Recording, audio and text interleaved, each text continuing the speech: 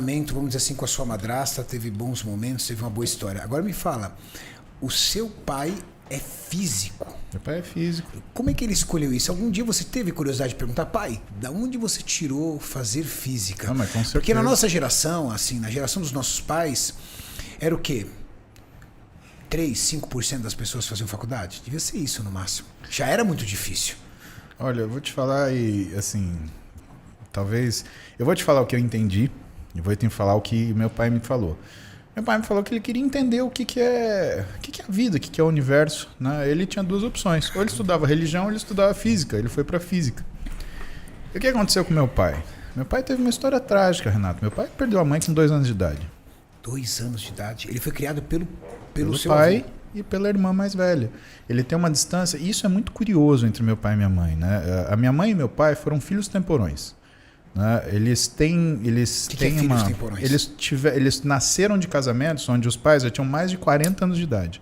Tanto meus avós paternos quanto os meus avós maternos, eles tinham mais de 40 anos de idade quando eles tiveram, tanto meu pai quanto minha mãe. E os filhos deles já tinham diferença de mais de 20 anos para o meu pai e para minha mãe. Então, por exemplo, os meus primos são da minha idade. Aliás, perdão, são da idade do que seriam meus tios. Então, você olha, é seu tio. Não, é meu primo. Né? Ele tem idade para ser seu pai. A minha prima mais nova tem 65 anos. Tem a idade da minha mãe. A minha mãe, ela tem a idade dos sobrinhos. Caramba. E pro meu pai foi uma barra, porque aí é a análise que eu faço, né? Ele vai falar que é uma besteira, enfim, é o jeito dele. Mas quem ensina emoção pra gente é a mãe. Quem ensina segurança é o pai.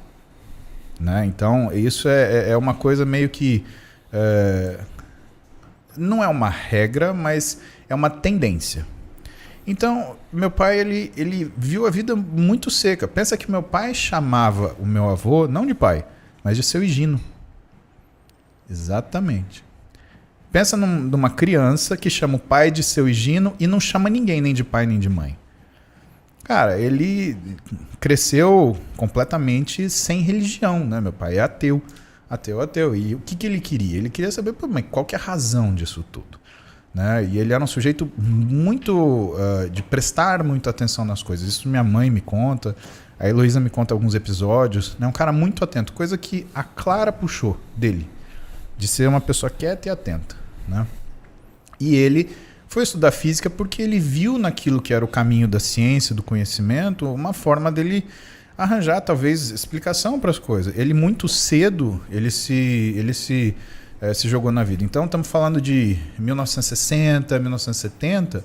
Meu pai era o cara que, com 15 anos, pegava meu avô pela mão e viajava pela Europa 3 meses, 4 meses, para prospectar trabalho, porque o meu avô paterno, ele não era formado em nada, ele tinha 2º, 3º ano do grupo, ele era comerciante, né? Ele era carioca, né? O seu Higino Musi Filho, carioca, cuidava de 9 irmãos e vendia tecido, né? Então ele pegava, meu bisavô, né, tirou ele da escola, falou, tirou ele da escola não, ele trabalhava como alfaiate, aprendiz de alfaiate, numa alfaiataria, no Rio de Janeiro. Ele dormia debaixo do balcão da alfaiataria. Meu avô pegou ele porque... O que ele fazia? Quando ele se organizou, ele trabalhava durante a semana, mandava o dinheiro pro meu bisavô e final de semana ele guardava um pouquinho para ir para farra. Meu avô falou, como assim você está indo para farra? Pera aí, que você vai voltar para cá. Chamou ele de novo para Macaé, perto do Rio. Deu para ele uma tropa de burro, né? Eram, se não me engano, 40 burros. Falou, você vai de burro levar tecido para Marília e vai voltar com isso vendido. E foi isso que meu avô fez durante anos. Ele virou comerciante. É sério que ele fazia Rio de Janeiro, Brasília de burro? Exatamente. Rio de Janeiro é Marília de burro. Ele fazia isso daí levando tecido nas costas para vender. E aí foi toda a história do meu avô. Ele chegou em Marília, comerciante, abriu uma alfaiataria, uma loja de tecidos, né, que é a Alfaiataria Nova América, a loja Nova América. Né? E aí ele foi crescendo. Meu avô foi um sujeito de muita condição financeira. Ele deixou em Marília a faculdade, né, que é, na época, hoje acho que é a Univem que chama, né? Ele montou a faculdade. Ele montou a faculdade? Montou a faculdade, ele montou... tanto que a rua da faculdade, as duas, é o nome do meu avô e da minha avó. Avenida Higino Musi Filho e da Musi, e da Hortêncio Musi. Então, tanto a Unimar quanto a fundação, né, que era a Fundação Eurípides Soares da Rocha, Unimar quanto a fundação, elas ficam num terreno e num lugar que meu avô ajudou a construir a fundação. Foi o responsável, na realidade, pela construção desse negócio. E quando ele ajudou a construir o hospital espírita, né, centros, ele construiu creche, construiu lar de velhinho. E ele chegou para os 3 filhos e falou, isso é da sociedade. Isso eu estou devolvendo que eu ganhei. Isso ele tinha rede de lojas? Ele tinha vários negócios. Pra você ter uma ideia, ele chegou a montar um laticínio que na época era maior do que a Parmalat na época. Caramba. E que ele entregou para uma pessoa e a pessoa faliu o negócio. Mas ele tinha dinheiro para fazer isso, entendeu? Isso era uma fração. Ele era um sujeito muito rico. Muito né? empreendedor também. E é muito empreendedor. E aí... com pouco estudo ele fazia dinheiro como ninguém. Exatamente. Sem empreendedorismo na veia. Exato. Coisa que, por exemplo, eu não herdei. Né? Eu não tenho esse empreendedorismo que o meu avô tinha de negócio. Mas eu sou um sujeito de trabalho. Né? E tanto meu pai fala o seguinte, ele fala assim para mim, filho, você na sua área faz o que seu avô fazia na área dele. É que não espere ser negociante porque você não é. Mas dentro da sua área, você é você traz inovação. Né? O que seu avô fazia era trazer inovação. E o meu pai, ele investiu no cérebro dele. Então, meu pai conheceu o Prêmio Nobel, estudou com o Prêmio Nobel. Meu pai estudou com um cara, foi aluno do cara, que ia ser o Prêmio Nobel brasileiro, que era o Mário Chamberlain. Né? E que não foi porque estava no regime militar, né? E ele tinha sido aposentado compulsoriamente da Universidade de São Paulo. Né? E aí, como o professor Mário, ele tinha sido aposentado compulsoriamente, ele não podia ser eleito pro Prêmio Nobel. Mas meu pai estudou com esse cara. O trabalho do meu pai é um negócio, Renato. Quando ele fala, a gente fica tentando, sabe, captar o pedaço, porque é uma coisa que nem matemática explica direito. É complexo. Física, por isso que eu perguntei física.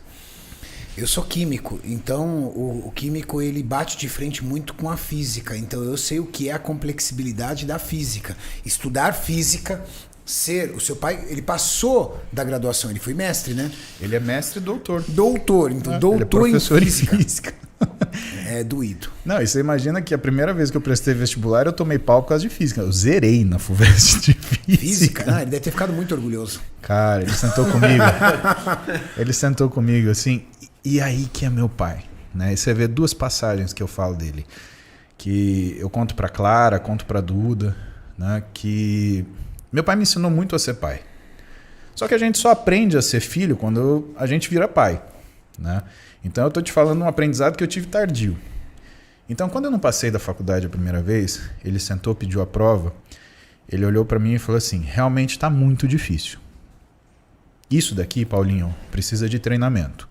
Sabe o mesmo treinamento que você põe no seu corpo? Você vai precisar fazer para a tua habilidade em física. Eu zerei, Renato.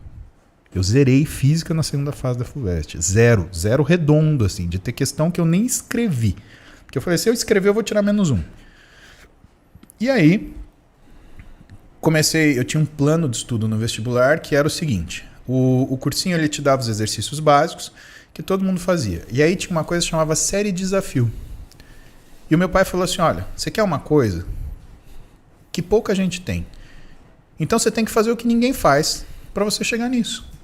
Se você for fazer o que todo mundo faz, você vai chegar no que todo mundo tem. O que todo mundo tem? Não aprovação. O que poucos têm? Aprovação. Então faz o que ninguém faz. Eu saía do cursinho, eu lembro, mais ou menos 12:30, ia para casa, ficava estudando direto até às 8. Às 8 eu fazia musculação, jantava e ia dormir. Todo dia. E final de semana?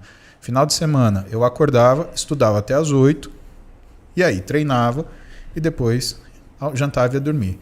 Foi um ano de cursinho assim. Você fala, pô, mas foi um ano... Cara, só que eu entrei na faculdade por causa disso. Então quando eu falo pra galera que tá prestando vestibular, eu falo, isso é o que você tem para fazer esse ano. Faz um ano só. Não queira passar por isso 5 anos, 3 anos.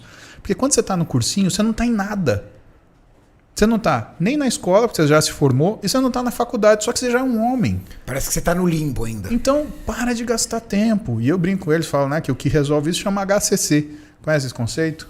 Não. Meu pai que me ensinou também, chama hora de cu na cadeira. Então, assim, HCC, cara, resolve qualquer coisa. E outra coisa que eu tinha tomado pau, redação. Eu tomei 3-0 de cara quando eu cheguei no cursinho e fiz redação. Eu fiquei apavorado. Meu pai pegou, olhou e falou assim, olha, a tua história é boa, mas a tua escrita é horrível. E aí, toda semana, eu fazia ou no sábado ou no domingo 2 redações e segunda-feira eu entregava no cursinho. A professora era, acho que a Edna, e ela que corrigia e depois ela me dava. E ela ia me dando os direcionamentos até ir melhorando, né? E eu escrevia muito para poder treinar isso daí, né? E isso foi o que, assim, as coisas que eu me lembro que faziam diferença, elas estavam relacionadas ao esforço. E meu pai conseguiu enxergar em mim que eu conseguia entender a linguagem do trabalho. Porque eu trabalhava o meu físico.